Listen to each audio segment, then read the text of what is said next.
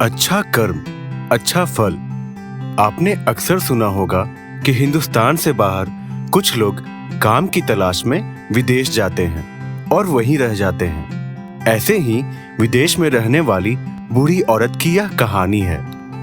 यह बूढ़ी औरत, जो कि काफी पैसे वाली थी, यह हिंदुस्तान से दूर बाहर विदेश मुल्क में अपने पति के साथ कई साल पहले आकर बसी थी। उसके पति का काम कारोबार खूब अच्छा चला, तो दोनों यहीं विदेश में ही सुखी जीवन बिताने लगे। उनकी कोई संतान नहीं थी। उसके पति का भी अब देहांत हो चुका था। वो अपने घर में अकेले ही रहती थी। एक दिन उसको बैंक से एक कुरियर आया जिसमें 1 लाख का चेक था, जो कि उसके पति की कंपनी से कमाए हुए प्रॉफिट का हिस्सा था। वह देखकर बूढ़ी औरत ने सोचा, मैं इन पैसों का भला क्या करूंगी? मेरे पास तो पहले ही इतनी संपत्ति है जो मेरे लिए काफी है। फिर भी अपने गुजरे हुए पति के इस प्रॉफिट को देखकर वो खुश हुई। उसने सोचा, चलो आज अपने पति की याद में उसी रेस्टोरेंट में खाना खाने जाती हूँ। गर्मी का मौसम था और दोपहर का वक्त। उसने अपनी कार निकाली और खुद कार चलाते हुए रेस्टोरेंट की ओर निकल गई। रास्ते में एक जगह उसकी कार अचानक खराब हो गई। उसने कार से उतरकर लिफ्ट मांगनी चाहिए, मगर कोई मदद के लिए नहीं रुका। वो उदास होकर अपनी कार के दरवाजे पर ही टेक लगाकर खड़ी हो गई। तेज धूप की वजह से गर्मी भी लग रही थी और बहुत प्यास भी।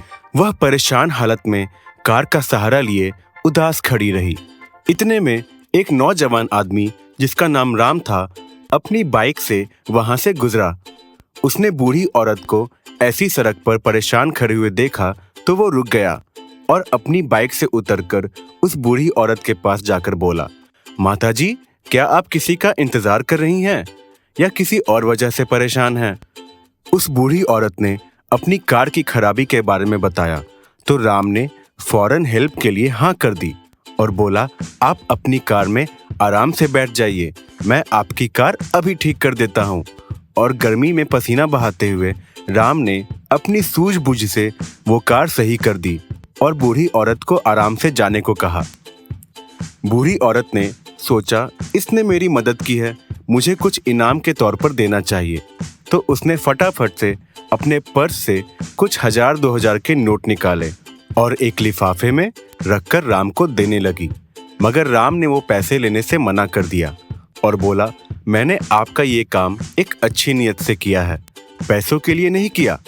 और उस राम ने वो लिफाफा उस बूढ़ी औरत को वापस करते वक्त उस लिफाफे पर पेन से ये लिख दिया, अच्छे कर्म का फल हमेशा अच्छा ही होता है।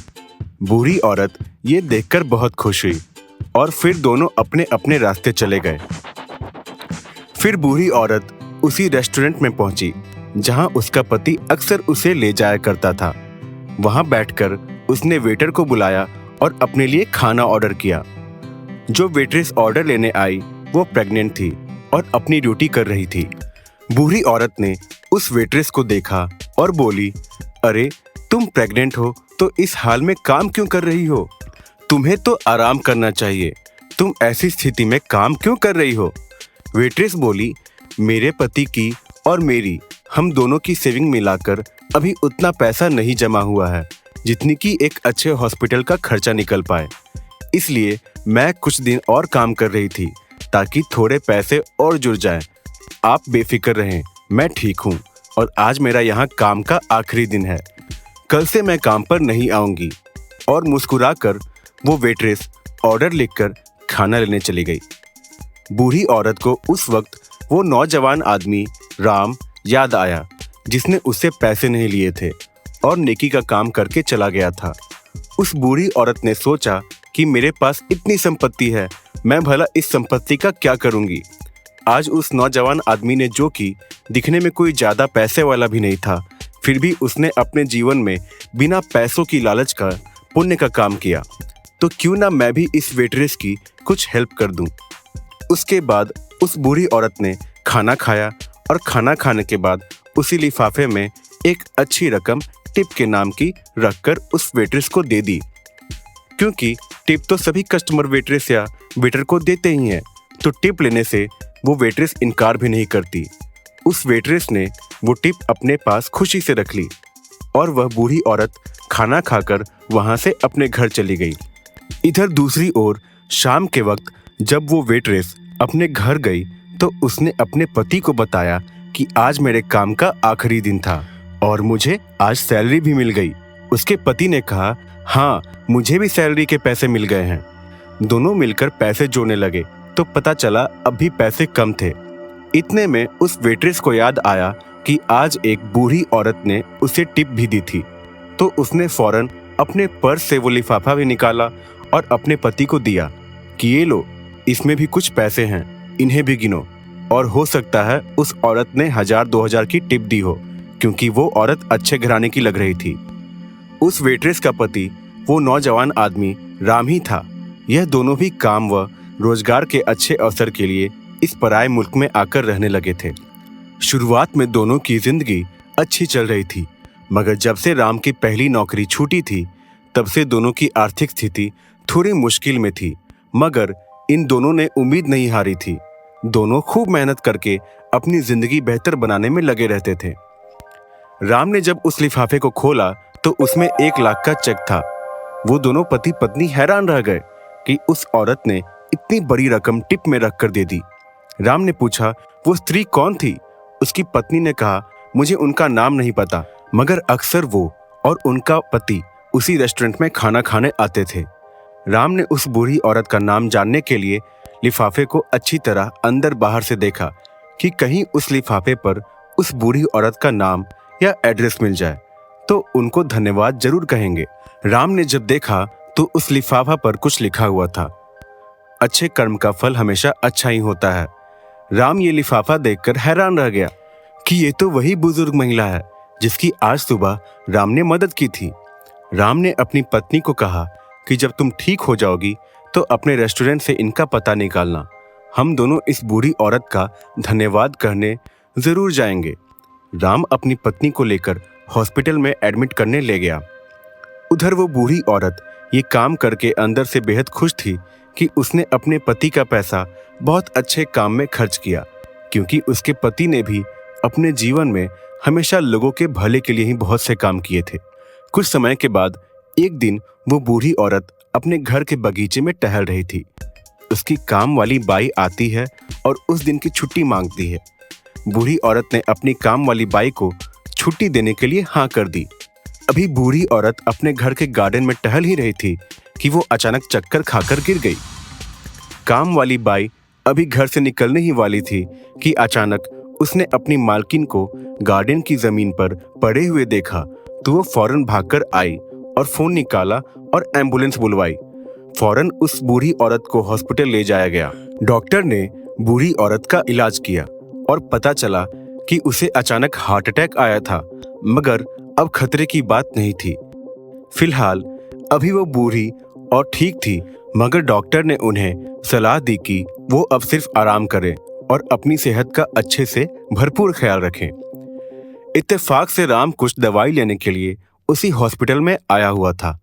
राम ने जब उस बूढ़ी औरत को हॉस्पिटल के एक बेड पर देखा तो फौरन भागता हुआ उस बूढ़ी औरत के पास गया और उसके हालचाल पूछा और उस बूढ़ी औरत को वो सारी बात बताई कि वो जो रेस्टोरेंट में आपने प्रेग्नेंट वेट्रेस को देखकर उसकी हेल्प की थी, दरअसल वो उसकी ही पत्नी है और आपके दिए हुए पैसों की हेल्प से आज वो बिल्कुल ठीक है और ऑपरेशन सही से हो गया और ऊपर वाले की कृपा से मेरी पत्नी को बेटा हुआ है और वो इसी हॉस्पिटल में ही है। राम ने कहा, आप ठीक हो जाइए और आप अपना पता हमें बता दीजिए ताकि हम आपसे मिलने आ सके। उस औरत ने खुशी खुशी अपने घर का पता बता दिया। 1-2 दिन बाद उस बूढ़ी औरत को हॉस्पिटल से डिस्चार्ज मिल गया और वो अपने घर आ गई।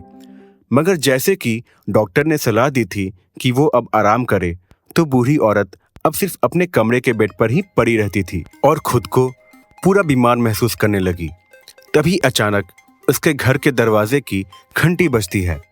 बूढ़ी औरत के घर की काम वाली बाई ने दरवाजा खोला तो वह देखती है कि राम और पत्नी अपने छोटे से बच्चे के साथ उस औरत के घर उसका धन्यवाद करने आए हैं।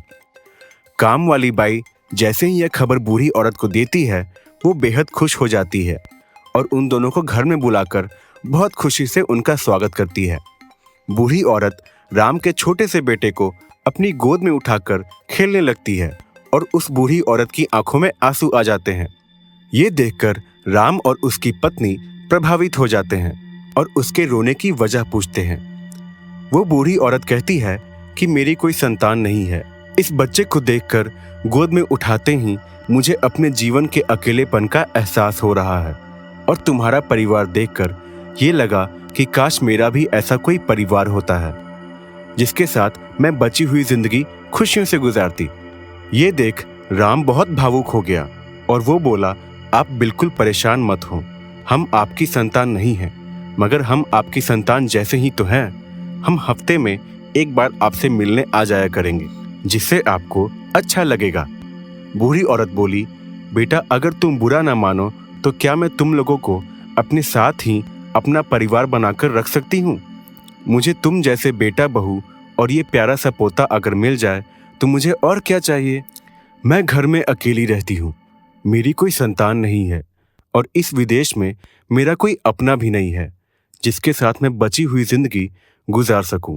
मगर अब लगता है जैसे कि ऊपर वाले ने तुम्हें ही मेरी संतान बनाकर भेजा है। क्या तुम लोग मेरे साथ रहना पसंद करोगे?